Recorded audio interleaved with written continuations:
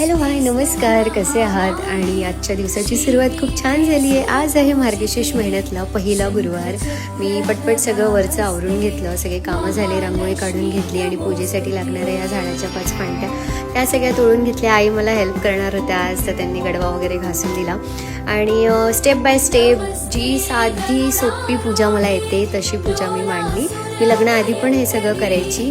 मार्गशीर्ष महिन्याचे 5 गुरुवार 4 गुरुवार जेही आले ते करायची. मूर्तीला हार चढवून घेतला, बाबांनी आणलेली वेणी चढवून घेतली, पावलांची पूजा केली आणि नैवेद्य सुद्धा लावला. त्यानंतर पोथी वाचायची होती, तर आई बोलली मला की बाबा आपल्या दोघींसाठीही वेण्या घेऊन आल्या, तर तू वेणी लावूनच पोथी वाच. तर मग कथा वाचून घेतली, महालक्ष्मीची आरती झाली आणि एक वेणी आईसाठी आणलेली ती आईला लावून दिली. आईंना हळदी कुंकू लावून घेतलं, आईच्या पाया पडली आणि वर दिवा लावायला गेली. दिवा लावलेला होता पण तो भिजला आणि उरलेल्या फुलांनी छान तुळस सजवली आणि असा होता आमचा आजचा दिवस. Bye bye.